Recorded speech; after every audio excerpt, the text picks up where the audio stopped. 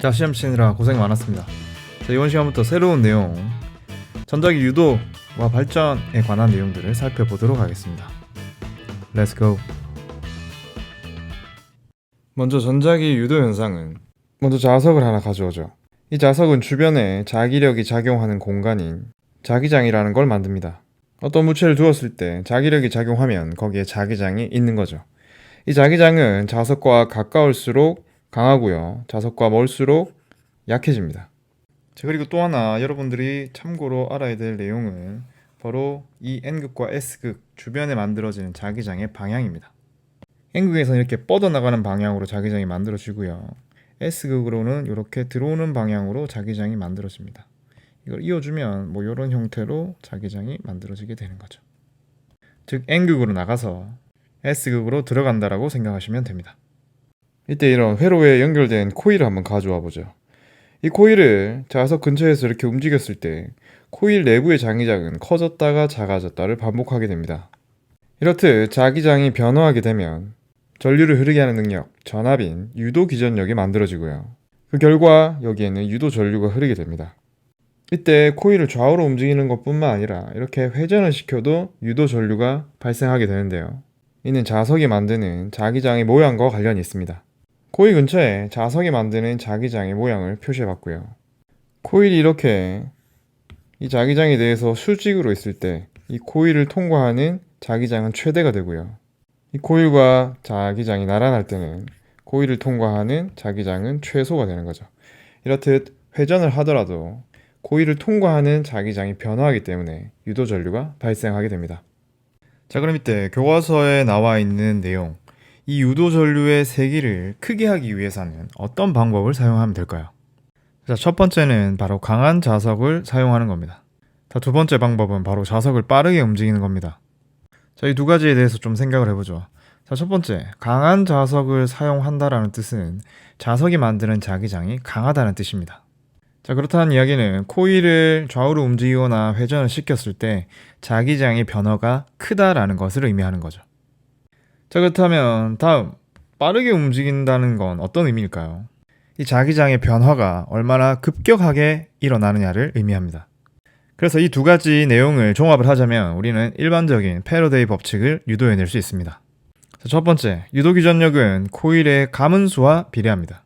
자, 그리고 두 번째는 단위 시간당 코일을 통과하는 자기장의 변화에 비례합니다. 방금 전에 살펴본 유도 전류를 크게 하기 위한 방법, 강한 자석 사용과 빠르게 움직일수록 이 두 가지 내용이 합쳐져서 바로 이 다음 내용이 되는 거죠. 단위 시간당 코일을 통과하는 자기장의 변화에 비례한다. 그래서 여기서 참고로 이야기를 하자면 이 유도 기전력은 기호로 V로 쓰고요, 그리고 코일의 가문수는 N, 그래서 N에 비례하고, 단위 시간당 코일을 통과하는 자기장의 변화는 이 단위 시간 동안 얼마나 급격하게 이 자기장이 변화했느냐, 이런 식으로 표현합니다. 이때 이 녀석은 자기선속이라고 부르는 녀석인데 다른 건 아니고 자기장 B에다가 면적을 곱한 형태로 나타나는 물리량입니다. 자, 이 내용은 그냥 참고로만 알고 계시면 될 것 같아요. 그래서 유도 기전력이라 함은 얼마나 코일이 많이 감겨 있는지, 그리고 자기장이 얼마나 급격하게 변화하는지 이 두 가지 양에 따라서 결정된다라는 거죠. 자, 그 다음 우리가 할 일은 바로 이 유도 전류의 방향을 찾는 겁니다. 자, 이런 철심을 하나 가져와 가지고요, 이런 형태로 전선을 감아서 코일을 만들었습니다. 그리고 전류가 흐르는 걸 체크하는 검유계를 여기다가 설치를 하죠. 그리고 여기 자석을 하나 가져와 보도록 하겠습니다. 자, 이번엔 자석을 움직여서 여기 코일에 유도 전류를 발생시킬 겁니다. 그럼 이때 이 자석이 움직이는 곳에 따라서 유도 전류의 방향이 어떻게 결정이 되는지 한번 찾아보도록 하죠. 먼저 다가가는 상황을 분석해 보도록 하죠. 현재 N극이 이 코일을 향하고 있고요, 이 N극 주변에 만들어지는 자기장의 방향은 다음과 같습니다. 이런 식으로 자기장이 형성되어 있죠. 그럼 이때 이 자석에 의해서 코일 내부에 만들어지는 자기장은 왼쪽 방향입니다. 자, 그리고요, 이 자석이 가까이 가게 되면 이 코일 내부를 통과하는 자기장의 세기는 바로 증가하게 됩니다. 여기서 아주 중요한 원리가 나옵니다. 우리 주변의 자연은 어떤 변화를 싫어한다는 겁니다. 현재 상태를 유지하려고 한다는 거죠. 그렇기 때문에 이 자석이 다가감으로 인해서 코일 내부에 그 증가하는 자기장을 상쇄시키려고 한다는 겁니다. 자, 그럼 여기 잘 따라오세요. 자, 왼쪽 방향으로의 자기장이 증가하고 있습니다.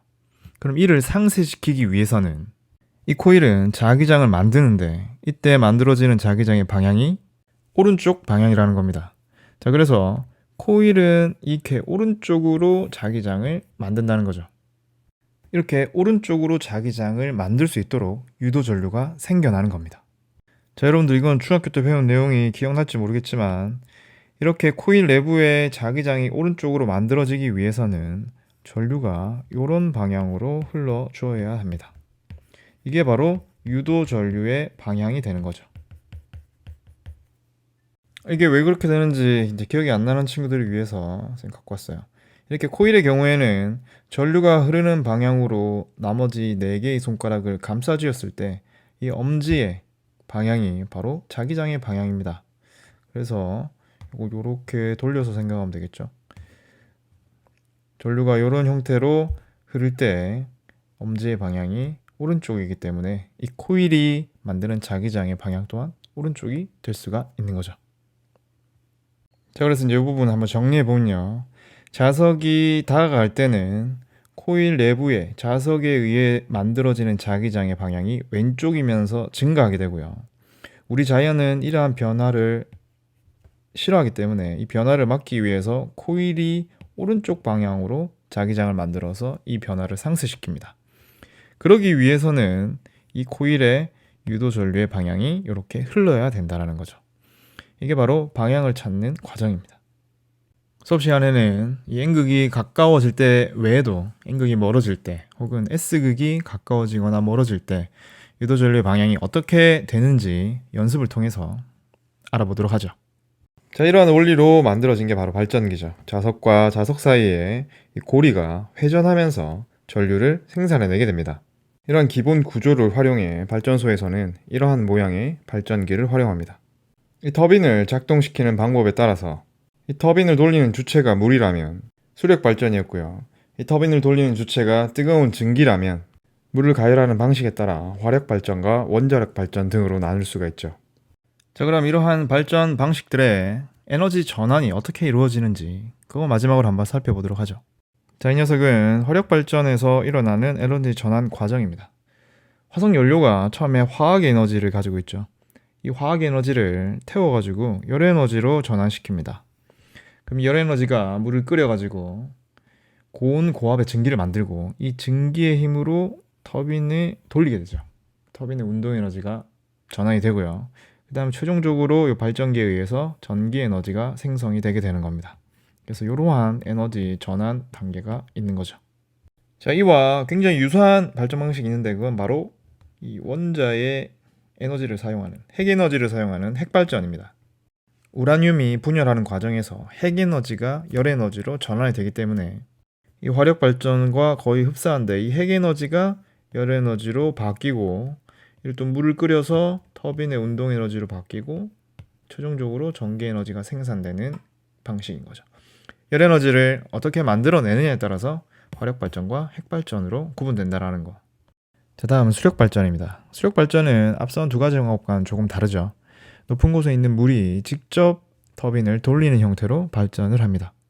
높은 곳에 있는 물이 가지는 에너지, 우리가 위치 에너지라고도 했었는데 중력, 이 포텐셜 에너지가 아래로 떨어지면서 이렇게 운동 에너지, 터빈의 운동 에너지로 전환이 된 후에 이 전자 유도에 의해서 전기 에너지가 생산이 되게 되는 것이죠. 전기 에너지라는 건 결국 다른 에너지가 전환된 형태로 나타나는 것이었다. 화석연료나 우라늄 같은 거는 자원이 한정적이기 때문에 이제 막 쓰다가는 나중에 더 이상 생산해내지 못하겠죠. 그래서 이를 대체할 신재생 에너지를 개발할 필요성이 있다는 겁니다. 오늘 여기까지 했고요. 다음 시간에는 이렇게 만들어진 전기 에너지를 가정까지 보내는 과정에 대해서 한번 살펴보도록 하겠습니다. 수고했습니다.